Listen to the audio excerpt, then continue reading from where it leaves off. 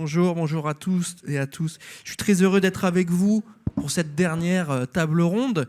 J'aurai l'honneur de poser mes questions à mon panel très très qualitatif, mais j'aurai aussi la chance d'être le maître du temps, car je sais que vous avez tous et toutes très faim. On va essayer d'être ensemble pendant 40 minutes pour répondre à la problématique suivante. Comment les agences médias, comment les médias traditionnels cohabitent avec cette creator economy qui se développe, qui grandit. Donc je suis très heureux d'être avec vous aujourd'hui. Mes invités aujourd'hui, on l'a vu ensemble, Johan, Webedia Creator, directeur général, Romain de YouTube, directeur des partenariats. Je serai aussi avec Sandrine, directrice exécutive éditoriale pour LinkedIn, Anne Servan, directrice générale Studio M, et ensuite Aimée, directrice des opérations chez Bisly. Merci encore d'être avec moi aujourd'hui, d'être avec nous. 3 petits chiffres clés, si vous le voulez bien, pour commencer cette petite table ronde, qui vont, je pense, être assez éloquents. 25 milliards de dollars en 2014, c'est l'estimation, je dis bien l'estimation, du pouvoir de l'influence, du marché du marketing de l'influence au global en 2024. Si on refait un petit focus sur l'Hexagone, on passe à 6,8 milliards de dollars en France. La France étant le 3e pays après le UK et l'Allemagne, petit cocorico pour la médaille de bronze. Et on enchaîne avec les fameux plus 33 points de notoriété pour la marque The North Face, suite à la diffusion du documentaire Kaizen. Webedia sera évidemment là pour nous en parler. On commence cette table ronde avec une question un peu plus large pour Anne Servan qui va nous parler un petit peu de l'état des lieux. On va essayer de comprendre ensemble comment ces différents acteurs cohabitent face ou avec la montée des créateurs. Quel est le rôle de chacun par rapport à la liquidité des contenus, la diffusion, où se placent ces agences médias, comment elles collaborent avec les annonceurs, avec les médias traditionnels et évidemment avec les créateurs. Vaste question. Effectivement, aujourd'hui, déjà dans la question, on a tendance, et Émilie l'a dit tout à l'heure, à opposer un peu, d'un côté, on a les médias, de l'autre côté, on a les créateurs de contenu. Mais en fait, aujourd'hui, ce qu'on peut constater, c'est que certains créateurs de contenu sont des médias à part entière. Ils ont une ligne éditoriale, ils ont des programmes récurrents, ils ont des audiences fortes. J'en cite un qu'on a déjà cité et qu'on va encore citer. Squeezie, on connaît tous son programme de l'imposteur. À chaque fois qu'il poste un de ses épisodes, c'est 10 millions de vues minimum, 15 millions de vues régulièrement et souvent également plus de 20 millions de vues. Donc il y a des audiences qui sont là, qui sont présentes, ce sont des médias. Ce sont des médias et ça, les médias dits plus classiques, traditionnels, ils l'ont déjà compris. Quand on a parlé déjà de Canal+, mais Canal+, qui va racheter les contenus de Loris, les diffuser, c'est un moyen finalement d'adouber la qualité du contenu qui est aujourd'hui fait par les créateurs du contenu. Et également, Canal+, toujours quand ils vont faire une émission comme Le Loup-Garou, clairement, Le Loup-Garou, c'est une émission YouTube. Ce sont tous les codes de YouTube. Mais ça a été produit par une chaîne de télévision. Donc la porosité et la frontière entre ces deux mondes, elle est extrême.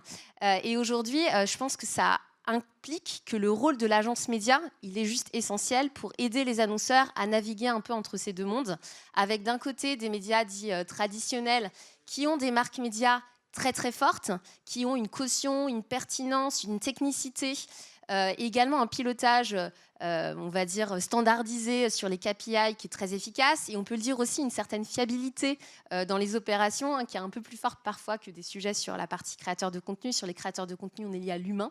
Encore, il n'y a pas si longtemps, on a eu une campagne avec un créateur de contenu. Malheureusement, elle avait perdu son chat la veille de notre campagne. Donc, elle était en larmes sur ses réseaux sociaux. Donc, elle nous dit, évidemment, je ne vais pas poster le lendemain une publicité pour un contenu d'une marque. Ça ne serait pas crédible. Et c'est vrai, ça ne serait pas crédible. Et donc, avec un média plus traditionnel, si le rédac chef il perd son chat, a priori, j'ai moins de problèmes sur ma campagne de brand content. Donc, il y a une certaine fiabilité qui est là.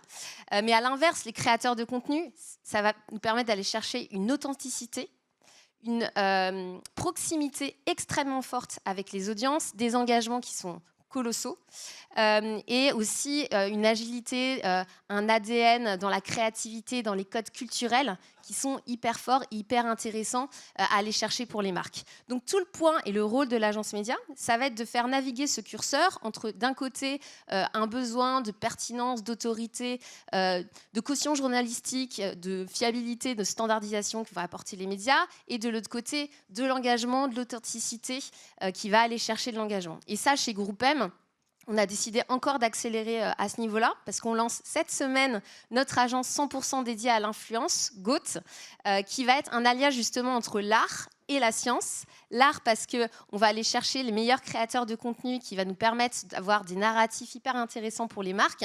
Et puis la science parce que ça fait plus de 10 ans maintenant qu'on fait de l'influence chez GroupM.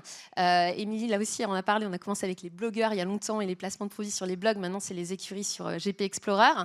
Et la science parce qu'effectivement, on a 10 ans de data sur les meilleurs influenceurs et on sait aller chercher d'un point de vue agence média quels vont être les créateurs de contenu qui vont nous permettre d'aller chercher plus d'efficacité média. Donc aujourd'hui, ce n'est pas une histoire d'opposition, on l'a déjà dit, c'est de la complémentarité énormément.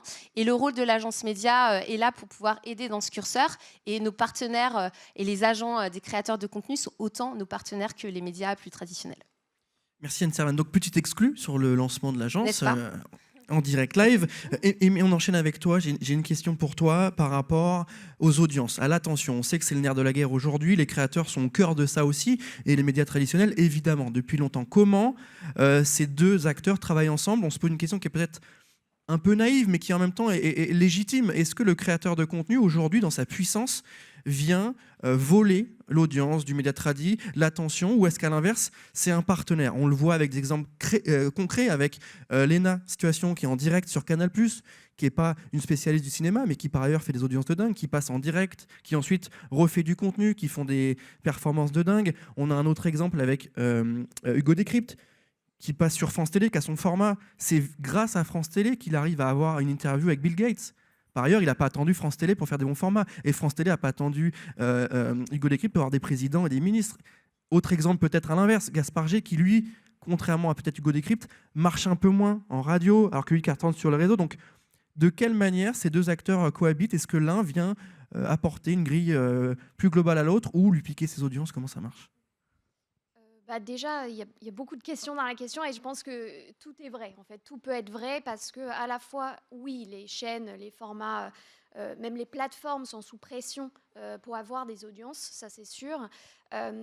Mais en même temps, c'est un peu à cause des réseaux sociaux, des créateurs, mais pas que. C'est aussi parce qu'il y a un changement d'usage, en fait, tout simplement. Les jeunes générations, ils ont envie de contenu 24 sur 24, ils ont 1000 écrans devant eux, il y a des formats courts, longs, comme ils veulent, quand ils veulent.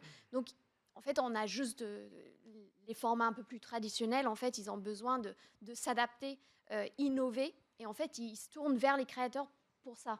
Donc, oui, peut-être à la base, les créateurs étaient là un peu pour voler l'attention, mais aujourd'hui, il y a une vraie collaboration qui se passe, et on le voit depuis déjà pas mal de temps, une collaboration qui se passe entre les deux. Et du coup, on le voit hyper concrètement si on prend, par exemple, les deux exemples que tu as cités. En fait, Léna, Hugo, ça fonctionne parce que c'est des influenceurs, c'est des créateurs qui sont légitimes, ils sont crédibles.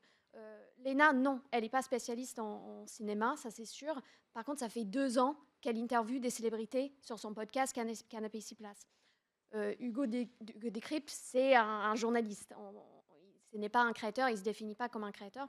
Donc, c'est des personnes qui sont légitimes, c'est des personnes qui ont construit une vraie expertise, et c'est pour ça que ça fonctionne avec ce genre de personnes. Et effectivement, les Césars, il y avait les meilleures vues depuis 2020 avec Léna, et on voit que les jeunes audiences, en fait, ils veulent voir ce type de contenu qui est plus divertissant, qui a plus de proximité, plus d'authenticité. Et en fait, on fait appel à ces créateurs pour un peu 2 raisons. Mais les autres, ils ont un peu cité aussi. Ils ont une audience, oui, c'est sûr. C'est un peu la facilité de dire je vais travailler avec Léna parce qu'elle a des millions de followers qui sont super engagés et qui vont venir sur ma chaîne. Donc ça, c'est hyper simple et c'est vrai que ça fonctionne, ça c'est sûr. Après, je pense aussi qu'il ne faut pas oublier la force créative. Et la force créative de ces personnes-là et leur compréhension de leurs audiences. Parce que c'est ça, la vraie force, entre guillemets. On coécrit, en fait, ces formats-là. On coécrit avec les influenceurs, avec les créateurs, pour créer des formats qui vont plaire, qui vont divertir et qui vont mieux fonctionner. Donc, ce n'est pas juste un simple placement de quelqu'un qui va ramener des followers, c'est toute une collaboration à mettre en place ensemble. Et donc, aujourd'hui, chez Beazley, on travaille avec pas mal de plateformes. Honnêtement, donc on voit que ce modèle qui existe depuis un petit peu de temps maintenant, on voit que ce modèle ça plaît de plus en plus parce qu'on travaille avec Disney+, Canal+, Prime, Amazon, Netflix. Et toutes ces plateformes-là, ils nous demandent comment on peut intégrer des créateurs dans nos stratégies. Et les réponses sont variées. Ce n'est pas que des formats où on va placer des journalistes. On peut faire des avant-premières pour pousser des audiences, des jeunes audiences pour voir des films. Ça peut être juste placer des influenceurs en tant que comédiens dans des contenus. Enfin, ça peut être tout et il y a vraiment 1000 façons de le faire, mais on voit qu'on a vraiment de plus en plus de demandes, en tout cas chez nous, et on voit que ça va être de plus en plus fort. Mais oui, petit warning juste sur le choix du créateur, parce que effectivement, si la personne n'a pas d'expertise, n'a pas de crédibilité, ça peut attirer pas mal de critiques, et du coup, c'est un peu compliqué. Sur l'expertise, il y a un point intéressant. Je crois que c'est le groupe Sopres qui est en train de lancer des formations d'accompagnement pour justement pour que les créateurs aient les codes un peu du journalisme, on va dire, un peu plus traditionnel sur les relances, sur les animations, sur les chiffres, la source. Ça vient un peu corroborer ce qu'on dit sur la capacité à monter en compétences, on va dire, techniques, sur de l'animation, d'émissions ou de podcasts. Tout à fait. Je pense que les créateurs qui vont aller le plus loin, c'est les créateurs qui se diversifient. En fait, c'est pas forcément journalisme, hein, parce que ça se trouve qu'il y a des personnes qui ne sont pas intéressées par ça. Mais effectivement, ça peut être plein de formats. Ça peut être devenir comédien, ça peut être devenir écrivain. Il y a beaucoup d'influenceurs qui écrivent des livres. Donc, ça dépend de la personne. Mais oui, aller au-delà en fait, des réseaux sociaux et utilisent leur expertise pour aller plus loin. Et c'est ces influenceurs créateurs-là qui vont vraiment changer, entre guillemets, le modèle, parce que c'est pas aussi facile de dire les influenceurs, ils vont être sur les chaînes télé demain. En fait, les créateurs, ils deviennent des célébrités, ils deviennent des personnalités grâce à ces formats de diversification. Donc, c'est ces influenceurs-là qu'il faut regarder. C'est pas tout le monde, en fait. Donc voilà. Après, ici, on parle de côté, parce que je parlais beaucoup de ce que les médias y gagnent. Les influenceurs, évidemment, je crois que vous avez dit juste avant, mais les influenceurs, évidemment, y gagnent aussi. Parce que ça apporte une crédibilité, une importance, une stature. D'être à la télé ou être sur une plateforme ou dans un film, on le voit, leur audience, leurs followers sont tellement fiers, ils les considèrent encore plus comme une vraie inspiration. Donc, c'est hyper important pour eux aussi. C'est juste que si je devais trancher, entre guillemets, parce que la question de base, c'est qui gagne, mais si je devais trancher, je dirais peut-être plutôt côté média, parce qu'il y a plus de demandes. Des chaînes et des plateformes que des côtés des influenceurs. On a un élément de réponse, on a un début de réponse, mais évidemment, on pourrait en passer l'après-midi à en parler. Merci pour tes réponses. J'enchaîne avec Romain qui va nous parler de YouTube, évidemment. Quel accompagnement vous proposez? Comment ça fonctionne? Tout le monde connaît la plateforme, tout le monde connaît le levier, les mécaniques, mais on va essayer de se projeter un peu à l'intérieur. Comment vous accompagnez les créateurs, les médias, les annonceurs à travailler dans votre univers? Alors déjà, bonjour à tous. Alors, moi, je m'occupe des contenus sur YouTube avec une équipe dont le rôle est de mettre les créateurs dans les meilleures dispositions. Alors, quand on dit créateur, ça va de... Il marche mon micro ou... Je crois que Squeezie, ça saute, je sais pas pourquoi.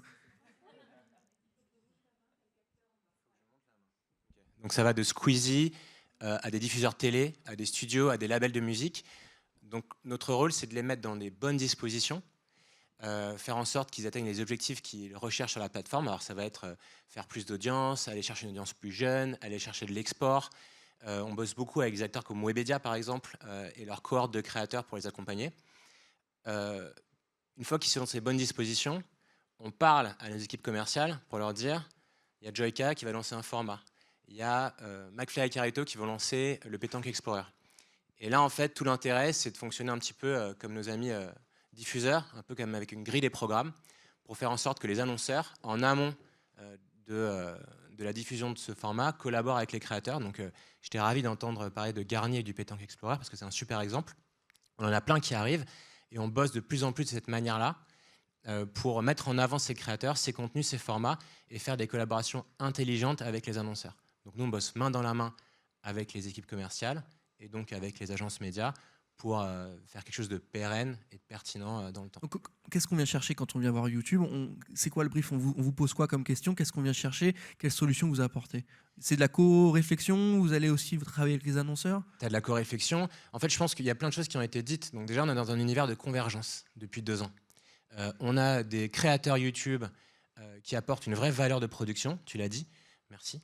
On ne s'était pas parlé avant, mais ils arrivent, l'imposteur c'est un super exemple, l'imposteur c'est un format qui n'a rien à envier à des formats télé. Il ne faut pas confondre valeur de production et coût de production, j'en profite pour le dire. Donc ils apportent une vraie valeur de production, et de l'autre, on a les acteurs dits, je mets des guillemets, traditionnels, qui arrivent sur YouTube. Tu as donné plein d'exemples, j'en donne un autre, c'est Élise Lucet, qui débarque sur YouTube avec Squeezie. Donc c'est assez incroyable, cette collaboration a été impensable il y a encore 5 ans. Quel rôle vous le jouez, vous, dans ce format qui arrive? On accompagne ces lancements de chaînes. YouTube, le modèle économique, c'est un partage de revenus. Donc, c'est plus de 50% des revenus publicitaires qui sont reversés aux créateurs. Ça veut dire que quand tu investis sur YouTube, en fait, tu investis aussi sur la création française. Et ensuite, pour aller chercher ces revenus supplémentaires, cette capacité de production, on va les mettre en relation avec les bons annonceurs, les bonnes agences, pour qu'il y ait une collaboration dans le temps, qui soit une collaboration qui se base sur la création et pas uniquement l'influence.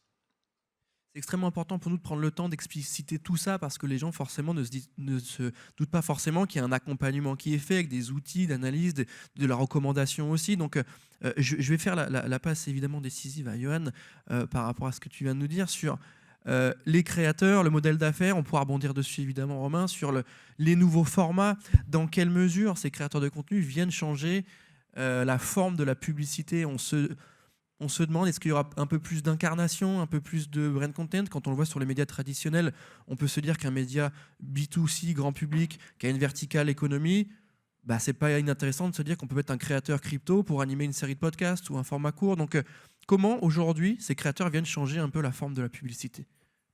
Alors, bonjour à tous.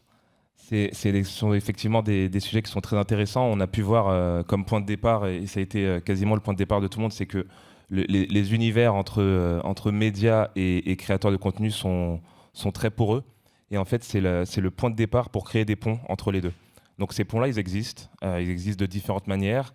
Et effectivement, donc ça a été aussi pas mal évoqué. D'un côté, les créateurs de contenu se sont, entre guillemets, professionnalisés pour pouvoir proposer un contenu qui soit produit, qui soit de qualité, avec un édito qui soit très anglais et très préparé, donc un peu à la manière des médias. Et de l'autre côté, des médias qui ont fait face à cette espèce de vague digitale et à la créateur économique, qui ont eux aussi dû entamer une espèce de mue et un pas de côté pour aller vers les créateurs de contenu. Une fois qu'on a dit ça, il faut déjà regarder les différents pas de côté qu'ont fait différents acteurs dans les médias. Si on prend les médias tradis, type télé, on a vu effectivement que la télé achetait de plus en plus de programmes qui intégraient des créateurs de contenu. On a plein d'exemples, donc on a parlé d'Hugo Décrypte, on peut parler du programme des traîtres avec Sally. Et en fait, ce qui est intéressant là-dedans, c'est qu'en achetant ce type de programme-là, ils achètent aussi une partie digitale où ils vont nous demander, à nous, en tant qu'agence, de créer du contenu en plus sur les réseaux sociaux de ces talents qui sont intégrés. Donc ça, c'est un premier angle qui offre en fait la possibilité, lorsqu'on parle de publicité, parce que c'était ça la question au final, c'est de parler de publicité, à des régies télé notamment, de non seulement sponsoriser ce qu'ils font très bien déjà en billboard, les programmes, mais aussi de sponsoriser en multicanal les créateurs de contenu qui sont intégrés eux-mêmes à ces programmes. Et donc là, on arrive à un modèle qui est davantage intégré et qui permet de capitaliser à la fois sur le programme qui est en télé, on va dire en tradi, et en intégrant la partie création de contenu. Ça, c'est un premier angle. Il y a aussi des médias qui sont des pure players, type Brut, Combini, qui ont fait très rapidement compris effectivement que, et ça a été aussi évoqué au travers des différentes interventions, la pertinence et le taux d'engagement et le taux d'attention que génèrent les créateurs de contenu, que c'était extrêmement important de les intégrer dans leur édito. Donc progressivement, on a vu ces médias pure players aussi faire de la place dans l'édito, dans leur propre édito, en faisant intervenir des créateurs de contenu sur leurs différents formats. On le voit aussi notamment dans la couverture événementielle que vont faire ces médias, où concrètement on peut avoir des créateurs de contenu qui vont hacker le compte du média sur une journée en faisant de la story pour Combini, en couvrant tel événement, et le tout sponsorisé par JBL par exemple. Donc ça c'est une autre manière d'intégrer la publicité en ayant en tête ces deux leviers, médias et créateurs de contenu ensemble, encore une fois, et pas séparés. Et je pourrais aborder aussi un troisième axe qu'on a développé effectivement chez Webedia qui renverse un peu le modèle en réalité et qui a pour genèse en fait de créer des médias qui soient incarnés, mais dès les débuts. On a le cas par exemple avec Dr Good ou avec Épicurieux. Donc Dr Good, c'est un média qui a les codes des médias sociaux, qui ont une ligne édito, qui est travaillé chaque semaine avec une grille et une incarnation dès les débuts forte avec Michel Simès sur une verticale qui est extrêmement précise, qui est la verticale santé. Sur Épicurieux, on a plutôt Jamie Gourmaud et la verticale de la connaissance et du savoir. Ça permet en fait de créer une association entre médias et créateurs de contenu qui est puissante, qui permet d'adresser, encore une fois, parce qu'on parle de publicité, les annonceurs avec un message qui est assez clair et une audience qui est assez ciblée, parce qu'encore une fois, on parle de verticales qui sont très identifiées et qui montrent en fait que l'association est bien réelle entre médias et créateurs de contenu et qu'on peut aller encore plus loin en créant des médias qui sont véritablement incarnés. Tu as dit le mot-clé, hein, annonceurs. On parle de créateurs évidemment, mais on parle aussi d'annonceurs. Je reviens sur toi, Romain, sur les annonceurs. Qu'est-ce que vous leur dites?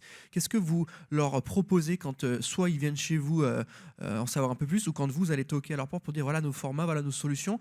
Quelle relation avec les annonceurs vous avez? Est-ce que tu les sens aujourd'hui matures sur les sujets de l'influence? Comment tu bosses avec eux? Alors, il y a une maturité évidente, et on le voit ce matin à travers toutes les interventions qui s'est installées ces dernières années. Donc nous, ce qu'on fait maintenant, c'est on a cette grille de programme, donc tous les ans en septembre, qu'on dévoile à l'occasion d'un événement qu'on appelle le YouTube Festival, où on présente des programmes de Webedia. Typiquement, tu vois, Jamie aujourd'hui, il serait dans cette grille, et on va voir ces annonceurs, on leur dit, associez-vous à ce contenu-là avec du brand content, mais aussi évidemment avec du média, et on va trouver les réponses à toutes vos demandes. YouTube, c'est un environnement qui peut être un peu complexe, on l'a dit un petit peu avant, tu as du format court, du format long, tu as du podcast, tu as du live.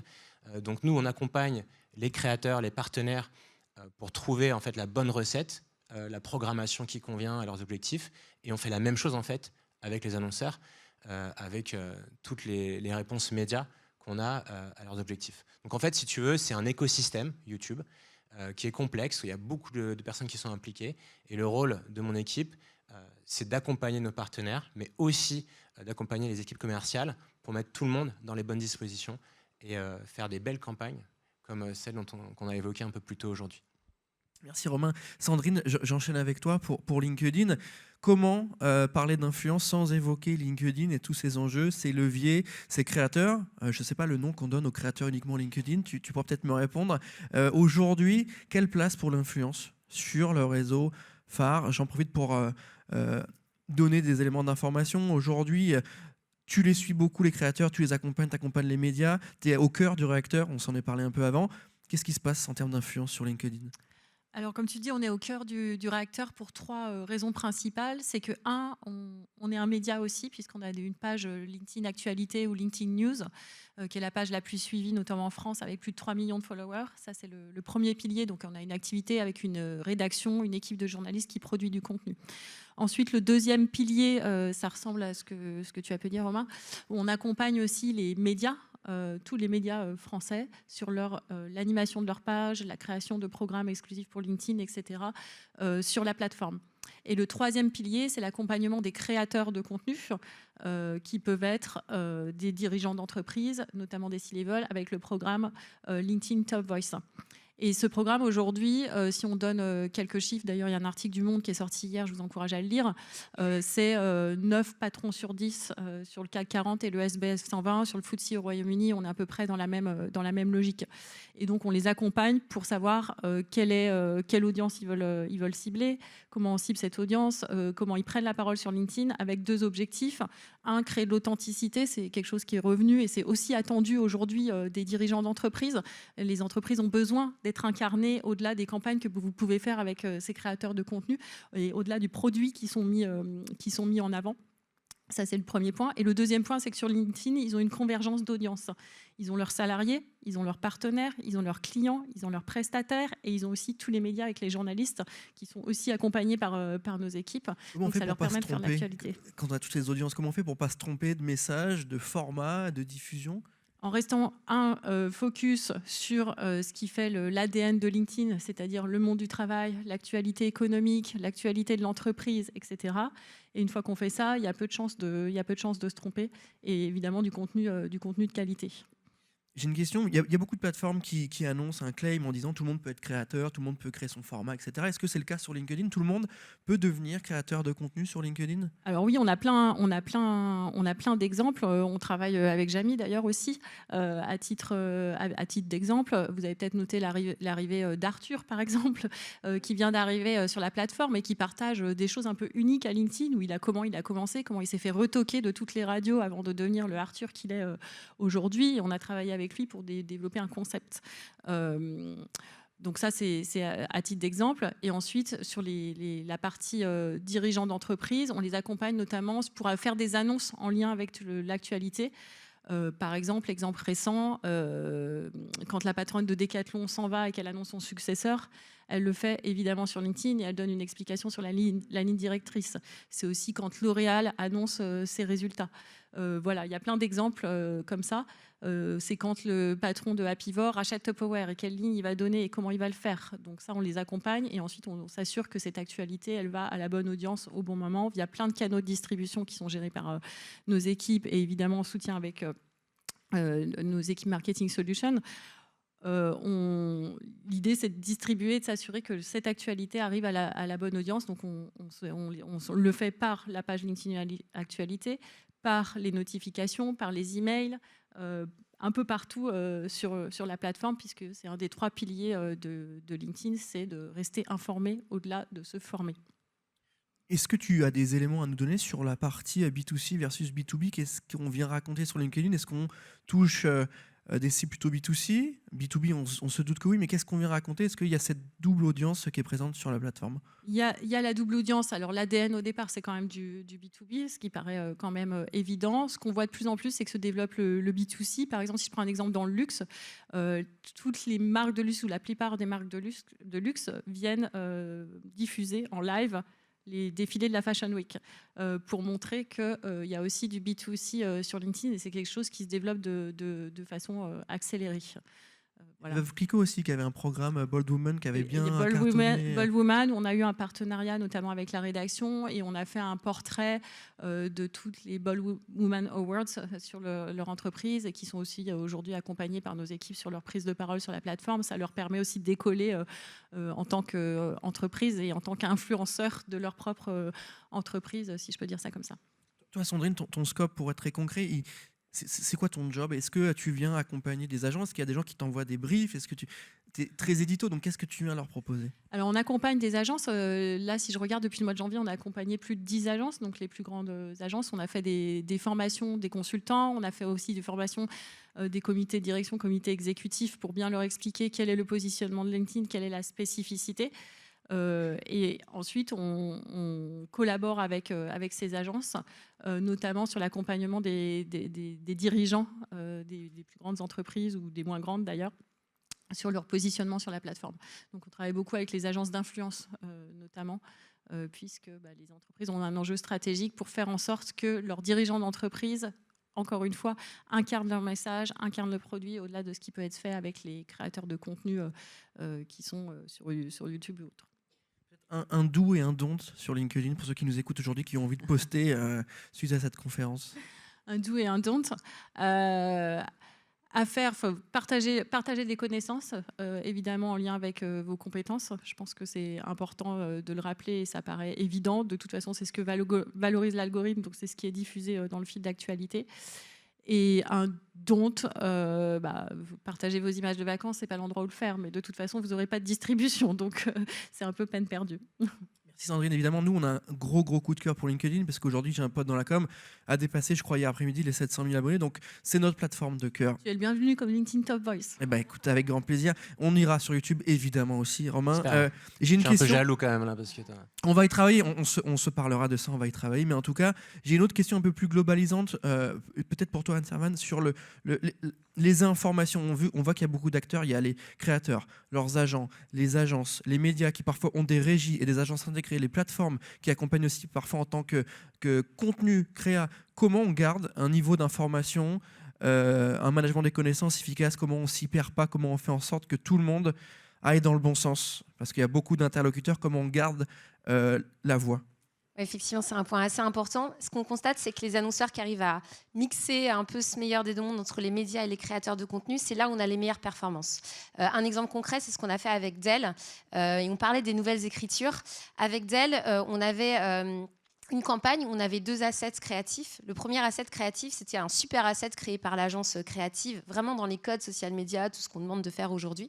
Et le deuxième asset, c'était incarné par des créateurs de contenu. Et en fait, on a amplifié les deux en paid social media. Et ce qu'on a constaté, c'est que sur la partie qui était incarnée, authentique, peut-être un peu moins léchée en termes de production, en fait, on a fait moins 50% en termes de CPM sur la partie créateur de contenu. Donc, quand on arrive à allier les bons messages, c'était la même campagne, le même message. Et donc, effectivement, c'était 2 façons de le faire, une incarnée, une qui était plus traditionnelle. Mais quand même, dans les codes des réseaux sociaux, on arrive à décupler les performances médias. Et un autre exemple, c'est sur le même contenu, pour le coup, fait par un créateur, un sur la page, l'autre sur la page du créateur. On avait moins 30% de CPV quand c'était diffusé par le créateur de contenu. Donc quand on a cet alliage entre une bonne communication entre l'agence média effectivement et derrière le créateur de contenu et puis la puissance du bon ciblage média sur la plateforme, on peut véritablement décupler cette partie paid média.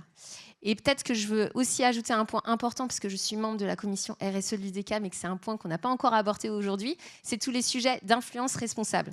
Aujourd'hui, on l'a dit, hein, nous, en tant qu'agence média, on produit de plus en plus de contenu, du brand content, à travers des créateurs de contenu. Donc, on a une responsabilité morale dans les contenus qu'on produit et les messages qu'on va diffuser pour pouvoir faire en sorte qu'on ait des narratifs qui soient cohérents par rapport aux enjeux climatiques, aux enjeux sociétaux.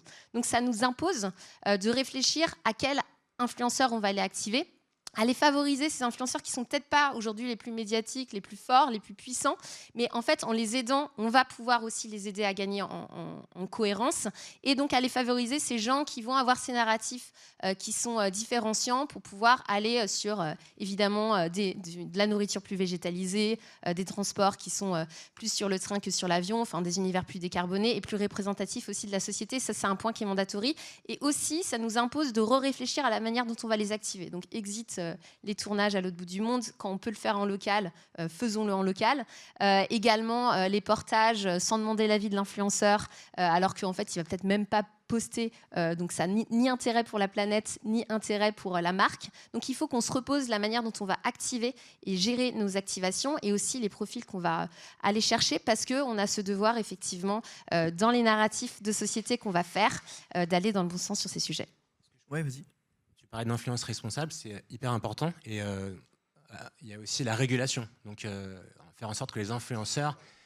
Voilà, je t'ai regardé, je t'ai vu. Très bon point. Et donc, typiquement, avec Webedia, on a reçu la RPP chez nous, dans les bureaux de YouTube, pour éduquer les influenceurs, les créateurs sur qu'est-ce que c'est l'influence responsable, comment est-ce qu'on communique en tant que créateur. Vous avez tous entendu parler l'année dernière. Donc ça, c'est hyper important de le faire. Tu me posais la question, qu'est-ce qu'on fait pour les créateurs? Et ben, on fait ça non seulement YouTube, mais avec tous nos partenaires pour pousser ces messages-là. Très clair pour moi. Merci d'avoir pris le temps de répondre à mes questions. On arrive à la fin, on est pile poil, on a même 2 secondes d'avance, donc bravo déjà à vous.